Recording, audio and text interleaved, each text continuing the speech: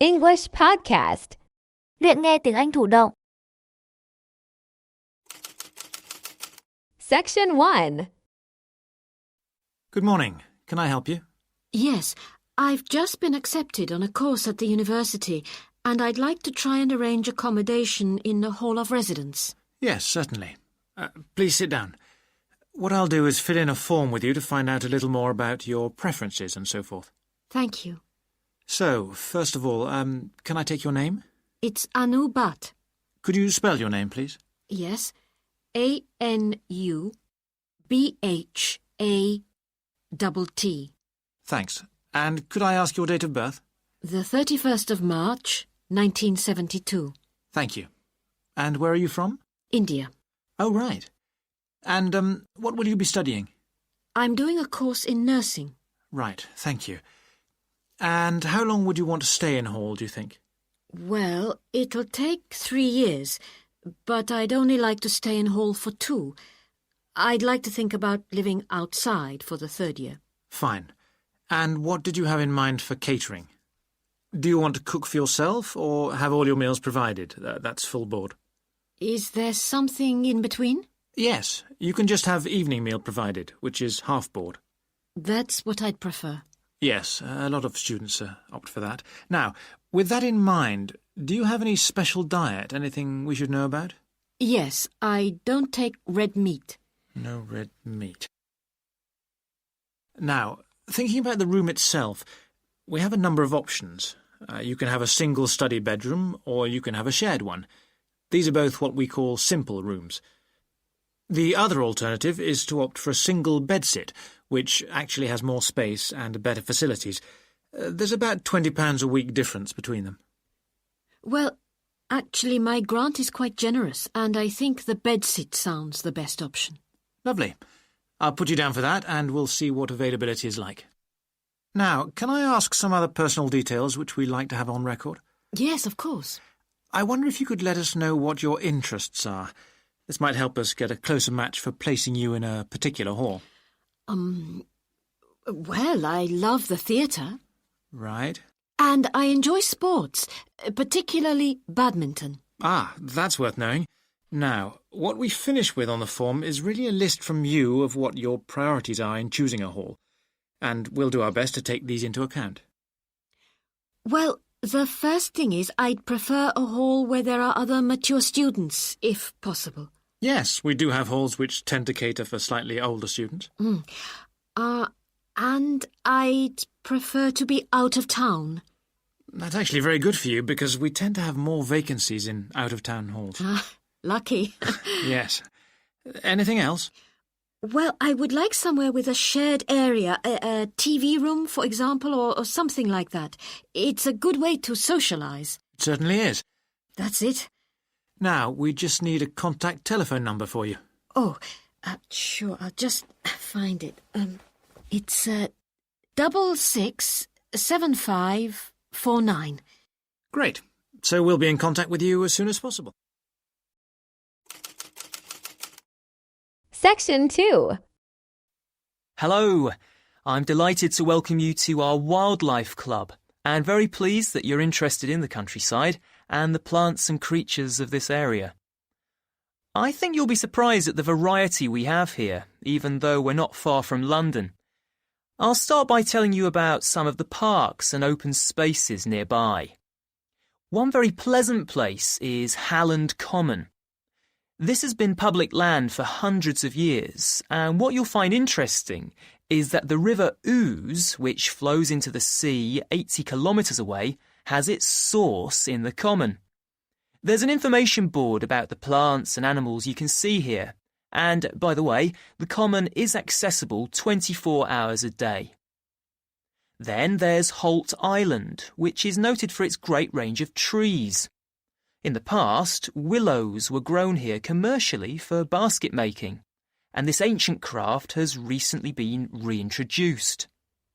The island is only open to the public from Friday to Sunday because it's quite small, and if there were people around every day, much of the wildlife would keep away.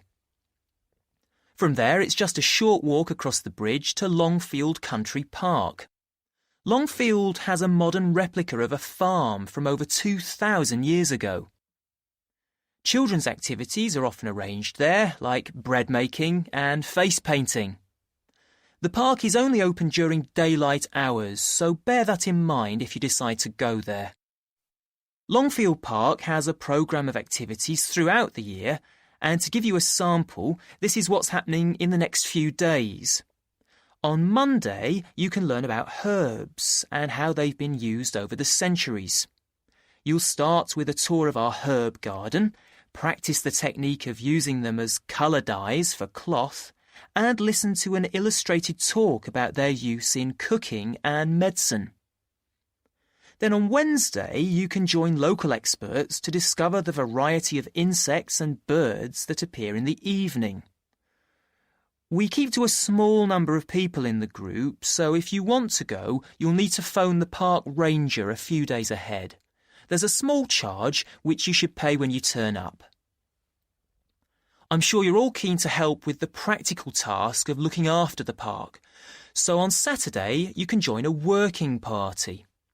You'll have a choice of all sorts of activities, from planting hedges to picking up litter, so you'll be able to change from one to another when you feel like it. The rangers will be hard at work all day, but do come and join in, even for just a short while. One thing, though, is to make sure you're wearing something that you don't mind getting dirty or torn. And finally, I'd like to tell you about our new wildlife area, Hinchingbrook Park, which will be opened to the public next month. This slide doesn't really indicate how big it is, but anyway, you can see the 2 gates into the park and the main paths. As you can see, there's a lake in the northwest of the park with a bird hide to the west of it at the end of a path, so it'll be a nice, quiet place for watching the birds on the lake. Fairly close to where refreshments are available, there's a dog walking area in the southern part of the park, leading off from the path. And if you just want to sit and relax, you can go to the flower garden. That's the circular area on the map, surrounded by paths.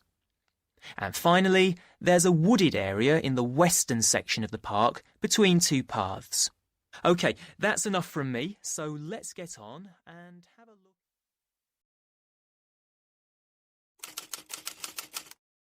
Section 3. Hi, Yun. As you know, I've asked you here today to discuss the future of our Self-Access Centre. We have to decide what we want to do about this very important resource for our English language students. So, can you tell me what the students think about this? Well, from the students' point of view, we would like to keep it. The majority of students say that they enjoy using it because it provides a variation on the classroom routine, and they see it as a pretty major component of their course. But we would like to see some improvements to the equipment, particularly the computers. There aren't enough for one each at the moment, and we always have to share. Well, yes, the teachers agree that it is a very valuable resource, but one thing we have noticed is that a lot of the students are using it to check their personal emails.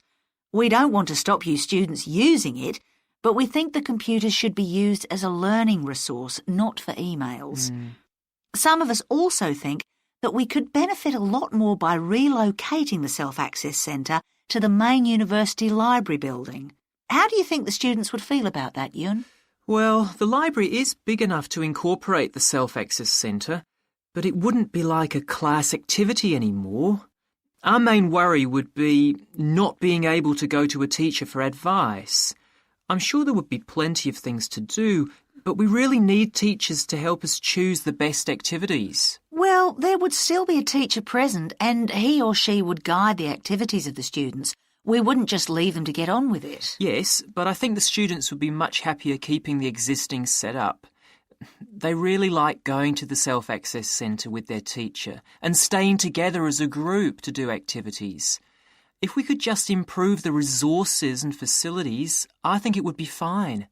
Is the cost going to be a problem? It's not so much the expense that I'm worried about, and we've certainly got room to do it, but it's the problem of timetabling a teacher to be in there outside class hours. If we're going to spend a lot of money on equipment and resources, we really need to make sure that everything is looked after properly. Anyway, let's make some notes to see just what needs doing to improve the centre. Now, what about the computers?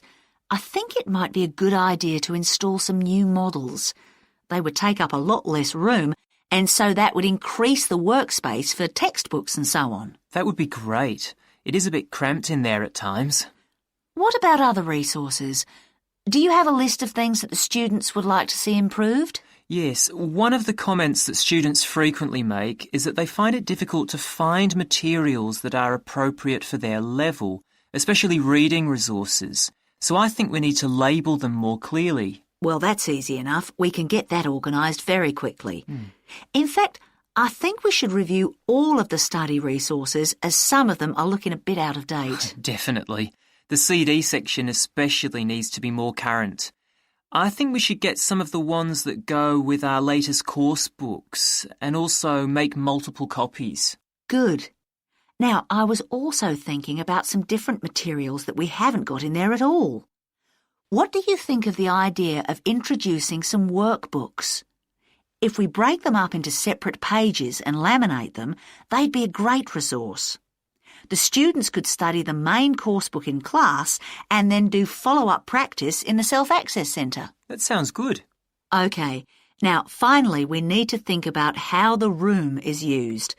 I'll have to talk to the teachers and make sure we can all reach some agreement on a timetable to supervise the centre after class. But we also need to think about security too, especially if we're going to invest in some new equipment. What about putting in an alarm? Good idea. The other thing I'd like to do is talk to our technicians and see whether we could somehow limit the access to email. I really don't want to see that resource misused. What about if we agree to only use it before and after class? Yes, that would be fine. OK, anyway, that's great for now. We'll discuss it further when we've managed to... Section 4. Good morning, everyone. Now, whether you're going to university to study business or some other subject, many of you will eventually end up working for a company of some kind. Now, when you first start working somewhere, you will realize that the organization you've joined has certain characteristics. And we often refer to these social characteristics as the culture of the organization. This includes its unwritten ideas, beliefs, values, and things like that. One well-known writer has classified company cultures by identifying 4 major types. The first type is called the power culture, and it's usually found in small organizations. It's the type of culture that needs a central source of power to be effective. And because control is in the hands of just 1 or 2 people, there aren't many rules or procedures. Another characteristic is that communication usually takes the form of conversations rather than, say, formal meetings or written memos. Now, one of the benefits of this culture is that the organization has the ability to act quickly, so it responds well to threat or danger on the one hand, and opportunity on the other. But on the negative side, this type of organization doesn't always act effectively, because it depends too much on 1 or 2 people at the top, and when these people make poor decisions, there's no one else who can influence them. And the kind of person who does well in this type of business culture is one who is happy to take risks, and for whom job security is a low priority. The next type is known as role culture. That's R-O-L-E, not R-O-double-L, by the way. And this type is usually found in large companies, which have lots of different levels in them. These organizations usually have separate departments that specialize in things like finance or sales or maintenance or whatever.